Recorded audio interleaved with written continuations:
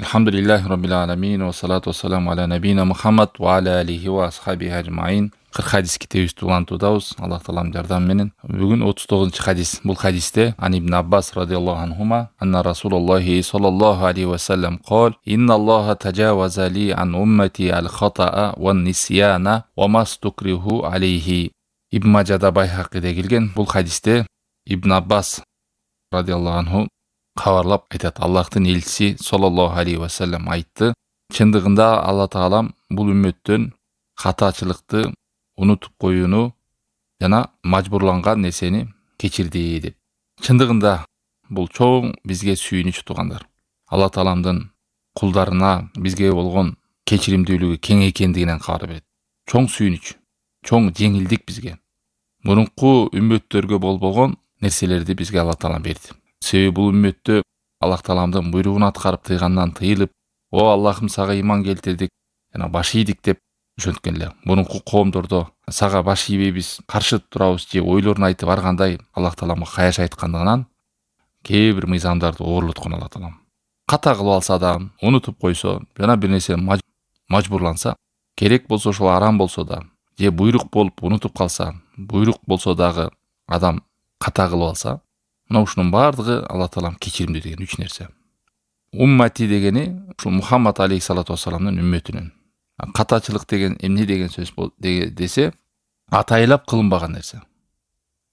Мына атайлап кылынбаса, ошол ката болуп саналат дагы, аны Алла Таалам кечире берет.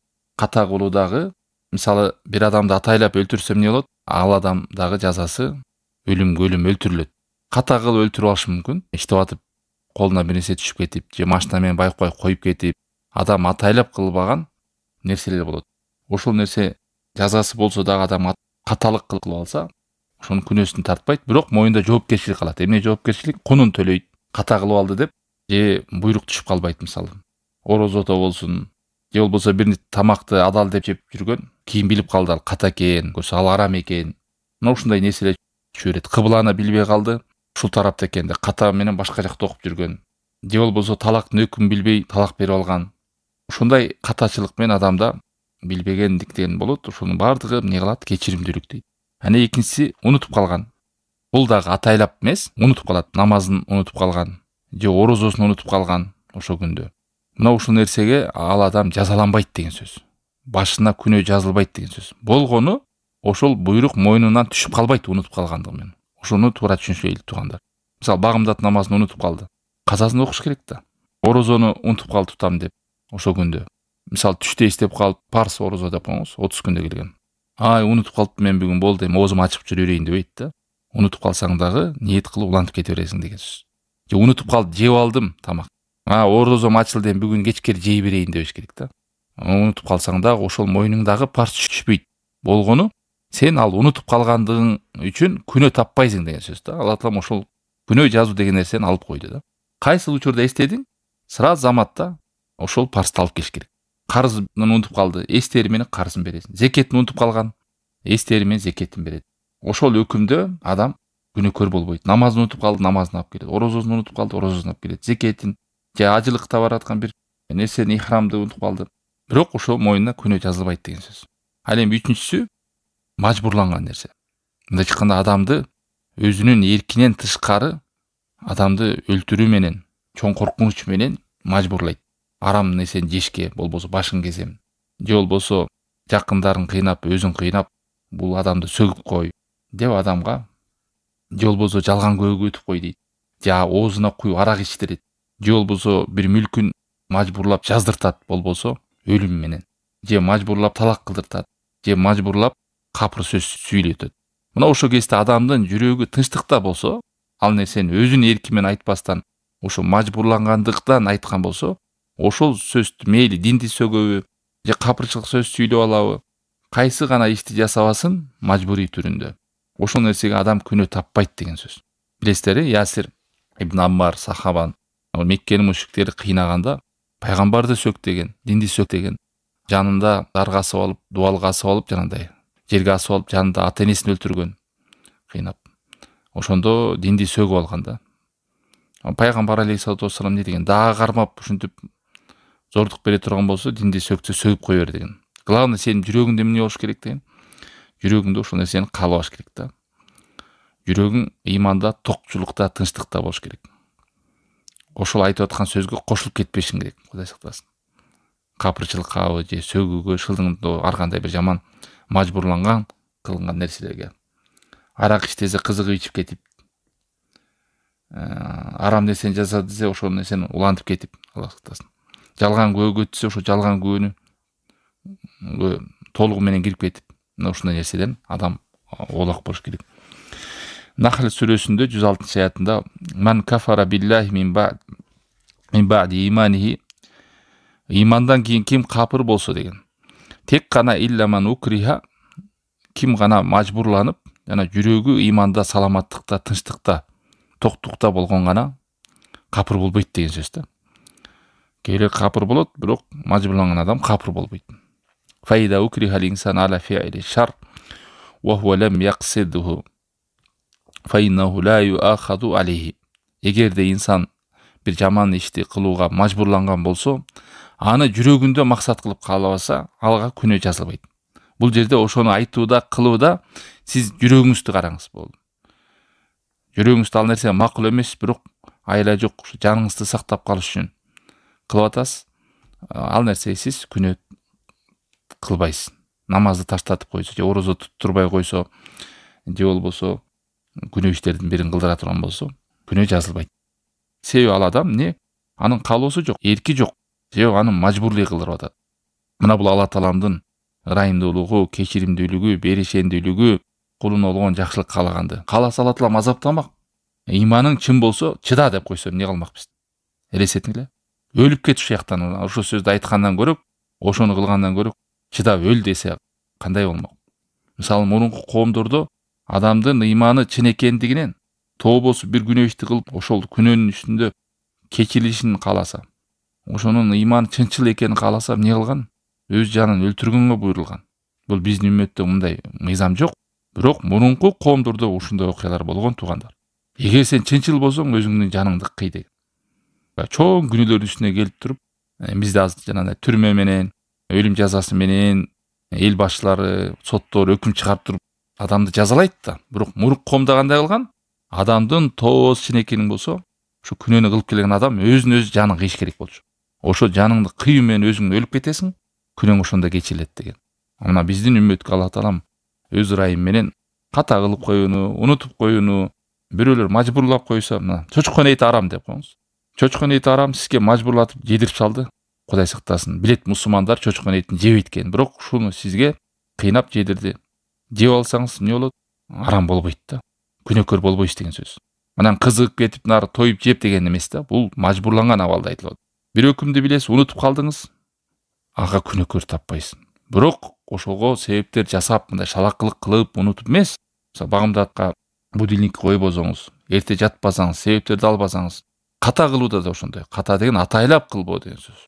Атайлап кылбоо адамдык касиети менен ушундай ката кылат, унутат, жана бирөөдө мажбурлана турган болсо, ана мажбури дегенде бул жерде ошо коркунуч да адамдын башына. Анан мен агам мындай деп койду, арагып кел деп койду, же ата-энем мындай деп койду, ошо мен мажбурлап койду деген ал жарабайт. Аллах Тааламга күнөө болгон иште махлукатка баш ийилбейт. Ким болсун, ата-эне болсун, бир тууганың болсун, кайсы бир адам күнөө ишке буйруса баш ийип, бирок бул жерде өлүм менен чоң коркунуч жаралган кезде адамды жаны башы кесилип кете турган абалда, оозуна арак куюп, чочкон этин берип, кылыч менен башын такап турган абалда айтып атат. Омастукриху алей деген. Жол болсо келмен айтпа, же иманга ишенбейм деп айт деп ушундай адам сөз да.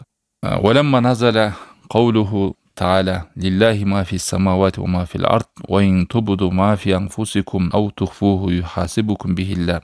Бакара сүрөсү 284-аятта түшкөндө сахабаларга, ушул аят түшкөндө сахабаларга, асмандар, жерлер бардык Аллах Тааламга таандык. Силердин напсиңерде ичиңдеги ойлогон оюңар, ошол оюңар сыртка чыккан оюңарга эсеп кыласыңар, эсеп кысап каласыңар. Силерди Аллах Таалам суракка алат деген аят түшкөн. Мындайча адамдын оюна жаман ой келип калса деле, ой келип калат, кайра кетип, ошого да күнөө табасыңар деген аят түшкөн. Бул нерсе сахабаларга оор болду. Бул кабарды укканда алардын напсисине, жанына оор келишти. кантип жүрөктө келген ойлорго ким бул нерседен сак боло алат, кантип адамдын оюна жаман ой келбей коет, күмөн ой келет, тигил ой келет, бул ой келет деп ар кандай күнөөнү ойлоп кала турган ойлорду айтып атат да бу жерде. Капырчылык же имандан чыгуу эмес. Шахват ойноп кетет адамга, ар кандай ушу ойлорубузга дагы күнөө таба турган болсок деп пайгамбар алейхиссалату вассаламга келишкен. Мындай айтканда, о Аллахтын элчиси, бул оор мыйзамго, биз күчү жетпей турган буйрукка жүктөлүп калдык го, кантип чыдайбыз бул нерсеге деп мындай айтканда даттанышып атат да Аллахтын элчисине алейхиссалату вассалам. Анан пайгамбар алейхиссалату вассалам мындай деди: силер эмне еврейлердей, Исраил элиндей болуп Аллах Тааламга айткаңар келип турабы дейт. Эмне деп? Сами'ана ва асайна. Уктук, анан тоң моюндук кылдык. Уктук деген алардын сөзү ушундай белгилүү болгон да. Мындай аятты уккан, пайгамбарлардын кийин укканда анан уктук, бирок баш ийбейбиз деген. Уктук, бирок биз баары аткарбайбыз деген. Не ушундай сөздү силерде айткыңар барбы? Ушинтип айткыңар келип атабы dedi. Андан көрүкчө силер эмне дегиле деди? Кулу сами'на ва атана. Уктук, бул өкүмдү. Жана биз баш ийдик деп айткыла деген. Анан сахабалар заматта бул сөздү угарып эмне дешти? Уктук, баш ийдик деп айтышты. Моюн сундук деди. Аллах Тааламдын өкүмүнө моюн сундук дегендейин кийин ушу Бакара сүрөсүнүн 285 аяты түштү. Кийин ушул окуядан кийин мына ушул аят түшкөн. Амана расулу бима унзиле илейхи мир раббихи вал муъминун куллун амана биллахи ва малаикатихи ва кутубихи ва русулихи. Аллахтын элчиси иман келтирди. Жана ага түшүлгөн нерселерге, Роббисинен түшүлгөн нерселерге момундар иман келтирди. Бардыгы иман келтиришти. Кимдерге? Аллахка, пайгамбар, периштелерине, китептерине, элчилерине деген ушу аят түшкөн. Бул аят качан түштү? Сахабалар жанатип биз моюн сундук, иман келтирдик, ишендик дегенден Алла Таалам жеңилдетип, анан түшүрүп, аягында аятта эмне деди? Ла юкаллифуллоху нафсан илля уса. Чындыгында Алла Таалам адамдын күчү жетпей турган нерсеге жүктөбөйт деп түшүрдү. Лаха ма касабат ва алейха ма касабат. Адамдын аракетине жараша эмнени жакшылык кылса өзү үчүн кайтат, жамандык кылса дагы күнөөсү өзүнө кайтат. Бирок Аллах Таалам адамдын напсиси, жаны күчү жетпей турган буйрукту бербейт деди. Ушул аят менен мурунку аяттагы өкүмдү эмне кылды? Жокко чыгарды. Жана уксаңыздар керек, Куранда насих мансух бар экен го деп. Кээде кээ бир аяттардын өкүмүн көтөрүүчү, өкүмүн жокко чыгаруучу. Биринчисинде эмне деди? Силердин жүрөгүңөргө кандай ой келсе, оюңарга келген оюңарга дагы, пикириңерге да сурак бересиңер деди. Кийин ушунун өкүмүн бул аят менен жок кылды да Алла Таала. Мындай айтканда да насых кылып койду деген сөз. Аятта, мурунку аятта эмне деди эле? Ачык чыкканы дагы, купуя чыккандагы пикирлериңерге, оюңарга эсеп кысап бересиңер деген. Кийинки аятта айтты, жок, Аллах Таалам адамдын күчү жетпей кала турган нерселерге сурак бербейт, Алла Таалам ага жүктөбөйт деди. Мындай айтканда адамдын оюна келип бир ал нерсени сүйлөсө, ал нерсени сыртка чыгарып бирөөгө зыян бербесе, күнөө таппайт деген сөз. Качан ошол нерсени сыртка чыкмайынча, ичинен бир шахват ойноп, бир нерсе келип кетет, бирок токтотот Кудайдын ойлоп. Бирок токтоткону менен күнөө таппайт деген сөз да ошол. Түшүндүңүздөр, биринчи аятында ошондо ой келери менен ошол оюңа да жазаланасың деген сөз болчу да. Анан аяттын урасында Роббана ла туахидна иннасина ау ахтана. О Робби, биз унутуп калган нерсени, катта кылып алган нерсени бизге жүктөбөгүн. Роббана ва ла тахмил алейна исран кама хамалтаху алалладина мин qablina. Бизге мындай нерсенин артынан күнөө кылып жүктөбөгүн. Бизге чейинки коомдорго жүктөгөн күнөөнү бизге жүктөбөгүн деген. Себеби аларга, мурунку коомдорго кээ бир мыйзамдарда эмне жүктөлгөн. Мындай чоң нерсени жүктөбөгүн, биздин күчүбүз жетпейт. Өзүң кечире көр бизди, ырайымыңа ала көр, күнөөбүздү кечир. Сен биздин жардам берүүчүсүң, биздин куткаруучусуң деп капыр элине бизге жардам бер деп ушул аят түшкөн. Анан Алла Таалам хадис кудусте элет: "Аллаху кад фаалту", мен ушуну силерге жооп бердим деген.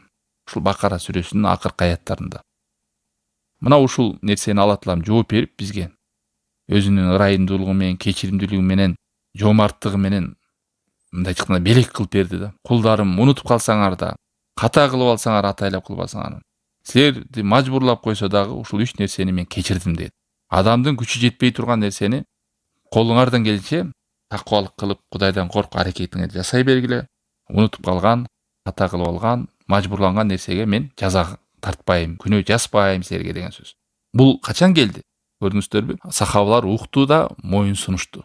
Ошон үчүн Аллах сактасын, мен мусулманмын деп моюн сунган адам миң жетпесе да, акылың жетпесе дагы Аллахтын мыйзамына каршы сүйлөбө. Кээ бир адамдар эми кредит болбосо каяктагы жашоо, элдин баары эле кредит менен жашап калбады, койчу. Мындай мыйзам менен жашасак жашоо жок го, шарият менен жашасак. Бул сөзү менен Аллахка каршы чыгып атат. Бул Аллах сактасын, Алла таалам ушу сенин мыйзамың, шариятың биздин жашообузга дал келбейт. Бул арамыңан тыйыла турган болсок биз жаша албай калабыз го дегендей Аллахка акарат сүйлөгөн сөздөр. Ошол эле Байни Исраилдин сөзүн намаз окуп деле жүрүп, еврейлердин сөзүн кайталаган адамдар арабыздан чыгып калышы мүмкүн.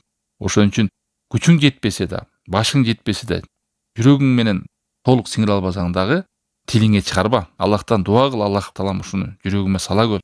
Буйруктарды мага сүйкүмдүү кыла көр. Тыюуларды менин жүрөгүмө жек көргөзө көр. Ыйманымды жүрөгүмө кооздой көр. Сага ишендим, ыйман келтирдим. Жакшылыктарыңды аткарууга жардам бер, жамандыктарды таштоого жардам бер деп адам жалбарыш керек. Анан жанантип каяша сүйлөп, акылга салып, динди жана реформага кыла тургандай, бир өзгөртө тургандай кээ бир арам нерселерге адамдар не кылат? Адамдардын ошол арамга агылып кирип кеткенин көрүп, бул буйрукту аткарыш өтө кыйын го деп жүрө берет. Сен адамдардын көпчүлүгүнө караба, сен өзүңө кара. Тең өлүп калганда адамдардын баары кылган экен, анан мен да кылдым деп жооп бербейсиң да. Андан ашык кандай кечиримдер мына. Ката кылып алсаң кечирип атат, унутуп атсаң кечирип атат, бирөөлөр мажбурласа кечирип атат. Не деген чоң жакшылык. Роббана ла туахидна ин насин ау ахта. О Робби бис Бакара сүрөсүндө. Унутуп калсак, ката кылып алсак, бизди ушул нерсе менен жазага тартпа. Аллах таалам мейли макул, мен бердим ушуну, сен кылдым деди силерге. Жазага да тартпайм, катаңарды күнөө деп да жазбайм деди. Силерге ката кылып алган нерсеңерге күнөө жазылбайт. Ахсап сүрөсү 5-аят. Бирок атайлап жүрөгүңөр менен кылган нерсеге адам күнөө жазылат. Атайлап кылбайбы, жазылбайт. Шейх Солих Фаудан Хафизал сөзүнүн аягында айтып атат. Дагы эскертип кетейли, бул Аллах тааланын бизге койгон чоң белеги. Ушуну адам эстей жүрөйлү. Унутуп калганды, мажбурланганды, ката кылганды Аллах таалам күнөө катары жазбайт экен. Мурунку үммөттөрдү унутуп калса дагы, мажбурланса да чыдаш керек эле. Ката кылса дагы жазаланган эле. Аларды жазалап, ушул өкүмдөр иштеген эле. Бирок бул Мухаммад алейхиссалату вассаламдын үммөтүнө жеңилдетти Алла таалам. Себеби бул үммөт ыймандын ээси, Аллахка моюн сунгандардан болду. Аллахтын мыйзамдарына каршы келгендерден болгон жок. Мына Алла тааламга адам баш ийген сайын, моюн сунган сайын Алла таалам ийгиликти, жеңилдикти бере берет. Ал эми яхудтар болсо, биз уктук, бирок моюн сунбайбыз дедилер. Биз уктук, бирок түшүнбөйбүз деген. Биз уктук, бирок тоң моюнду кылабыз, баш ийбейбиз деген. Алла таалам мына ошол каяша сөздөрүнө дагы мыйзамдарды оорлоткон аларга. Алла сактасын. Ошон үчүн туугандар, көп шүгүр кылайлы. Динибиз жеңил. Ким чынчыл болсо, карап көрсө, жеңил. Динден качкан адам, Аллах тааламдын буйругунан качкан адам жанын кыйнайт, жашоосун кыйнайт, өзүн кыйнайт. Эми болгону динге бидаттарды киргизип алгандар, диндеги жок нерселерди мыйзам катары адамдарга таңголап салгандар, мына ушул нерсе адамдарга оорлотот. Жанагы келип айтат го, фанат болуп кетиптир дегенди туура түшүнүңүздөр. Ал деген бул диндеги жок нерсени кылып кетиптир деген сөз. Аны эч убакта мусулман адам буйрукту аткаруунун үстүндө арам нерседен тыюлууда аша чаппайт. Балким ошол тууралыкта жүргөн болот. Эң балелер кээде ката нерсени ката эмес деп, адам унутуп алган нерсени дагы мажбурласа, мына ошондой диндеги жок нерселерди мыйзам кылып киргизген нерсенин бардыгы адамга эмне жаратат? Оорчулукту жаратат. Диндеги бир амалдарды кылып атсаңыздар, ошонун артынан сооп үмүт кылып атсаңыз, бир амалды таштоодо күнөөдөн сак болуп атам десеңиз, ошонун арамдын арам экенин туура билиңиз, чын эле. Ошол сооп кылам десеңиз, чын эле ошол шариятта барбы, ошону да сураңыз, тактаңыз да. Бирок илимден алыстаса адамдар кээ бир учурда бир жакшылыкты жакшылык экен деп ойлоп кылат, карасаң ал динде жок. Сооп жазылбаган кадамдарды кылып жүрөт, сурабагандыктан, билбегендиктен. Бул хадиске тиешелүү кээ бир маселелер. Мисалы ката боюнча практикалык кандай абалдарда ката деп. Ороз адам дарат алып атып тамагына кирип кетти. Аны максат кылган жок да ичейин деп. Ошон үчүн күнөө да жазылбайт, орозосу да бузулбайт. Мусулман адам жаа атып үйрөнүп аткан эле, ошол жаа бир адамга тийип, мисалы, өлтүрүп алды. Ал да өлүш керекпи? Жок. Ал өлбөйт, себеби дегени бул атайлап барып өлтүргөн жок. Ошондуктан анын кунун төлөп кафарасын кылат. Аял адам жолук хижап кийип көчөгө чыкты, бирок денесинин бир жери ачылып калды. Күнөө таба, күнөө таппай, себеби аны максат кылган жок. Ушул байкабай бир жерин жабылбай калган же чачы көрүнүп калган дегендей, ошого күнөө албайт. Себеби атайлап кылган жок. Бул да ката. Бир адам бир акчаны өзүнүкү деп алган бир жерден. Ал бирөөнүн акчасы. Караса өзүнүн акчасы жанында турган бул. Мына ошол күнөө таппайт, ката кылды. Жаш бала айнекти сындырып алды. Эмне кылат? Анын ата энеси төлөп берип коет. Ката кылып алды. Мына ошондой. Ката кылып алган нерсеңерге силерге күнөө жок деген. Роббана ла туахидна ин насина ва ахтана. О Роббибиз бизди унутуп койгон же ката кылган нерсебизге күнөө жазба деген. Менин үммөтүмөн Аллах таалам кечирди, ката кылууну деген. Ошондой эле падыша, сот деле өкүм кылат. Ката кылып алсам эмне болот? Ага бир сооп, туура кылса 2 сооп дегендей. Ибн Аббас айткан, Аллах таалам бул үммөттө катаны кечирди. Умар ибн Хаттаб ким өлтүрүп алган болсо, анын кунун төлөйт деген. Ошон үчүн тарбиялык маанисинен дагы балдарыбызды ката менен атайлап айырмалап үйрөтүш керек. Ката деген дайыма атайлап максат кылбаган нерсе. Бул кечирилет. Ага үзүр берилет. Балдарыбызга дагы ошол нерсени тарбияда үйрөтүш керек. Ката менен атайлап кылууну айырмалап бериш керек. Эми унутуп коюуга мисалдар. Орозо адам жеп алды, же ичип алды, унутуп коюп. Эмне орозосу туурабы? Орозосу туура эле. Болгону орозосун ачып алып улантып бербеш керек да. Унутуп калыптырмын деп. Унутуп калып канча жеп ичип алса деле орозосу туура улантып кете берет. Күндүз мисалы. Ичип алды, жеп алды, унутуп калды, анан эстеди орозо экен. Оозун ачып салыш керекпи? Жок. Улантып кете берет. Орозосу туура болуп санала берет. Себеби унутуп калды. Себеби унутууну Алла таалам кечиримдүү деп берди бизге. Бир мусулман адам асыр намазын унутуп калды. Караса шамда эстеп калды. Эмне кылат? Сразу асырды окуйт. Эстери менен. Бир адам ташаххудту унутуп калды. Эмне кылат? Сажа сакып кылат, эстеп. Бир адам зекетин унутуп калды. Убакыты келип калса, анан эстеди. Эстери менен зекетин чыгарыш керек. 1 жыл толуп калды. 2-3 күн өтүп кетти, эстеди. Бул дагы Роббана ла туахидна ин насина. Oro бизди күнөө жаза көрбө, эгер унутуп калсак деген. Вазкур роббака ида насит. Аллахты эстегин, эгер унутуп калсаң. Ман насия салатан фалюсаллиха ида закараха. Ким намазын унутуп калса, эстери менен окусун деген. Ким орозо болуп туруп деле унутуп калып жеп ичип алса, эмне кылат? Пайгамбар хадисте эмне деген? Аны Аллах таалам азыктандырды, суусун кандырды деген. Орозосун улай берет, бузулган жок, унутту.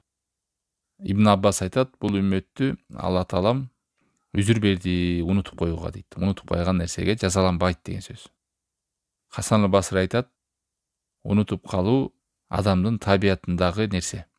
Тарбиялык мааниси балдарыбызга үйрөтүш керек. Убадага турууну, жазууну, эстөөнү, ушундай унутуп калуучу кадамдарды азайтуучу нерселерди үйрөтүш керек.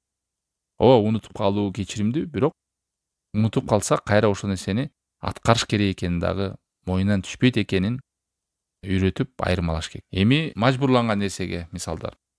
Кимдин жүрөгүндө иман болуп, бирок мажбурланып калса, мажбурланып капыр сөзүн сүйлөттүрөт, арак ичтиртет, мусулмандар арам кылган нерсени жедиртет, чочконун эти мисалы. Чылым чектиртет, жалган нерсени көөгө өттүртөт. Ошонун үстүндө өлүм болуп турган болсо, ал адам жүрөгүндө ыраазы болбостон ошол нерсеге кошулбастан айта берсе, эмне болот? Күнөө жазылбайт адам. Илля ман укриха ва калбуху мутмаин бил иман. Жүрөгүндө иман болуп туруш керек, тынчтыкта. Мажбурланган абалда адам капыр болуп кетпейт. Аллах таалам сенин диниңерге бир кыжалаттыкты, оор нерсени койгон эмес. Же болбосо соодада мажбурлатып үйүн же бир нерсесин жаздырып алды, жана чоңойлардын убагында. Бул эмне кылат? Болбосо өлтүрөм деп. Лейса аля мукра. Балдарыбызга да үйрөтүш керек. Балдарыбызга дагы үйрөтүш керек. Аллах таалам кулдарына күч жетпеген нерсе буйрубайт экен деп. Ошон үчүн имандын орду жүрөктө экен деп балдарыбызга ушул нерсени сиңдирип үйрөтүш керек. Аллах таалам ырайымдуу, мээримдүү, бизге жеңилдетип берген бул дин деген биз үчүн оор эмес, жеңилдик деп. Баары эле мыйзам үстүн аткаруу ушундай бир оордук эмес деп жүрөктөрүнө сиңдириш керек.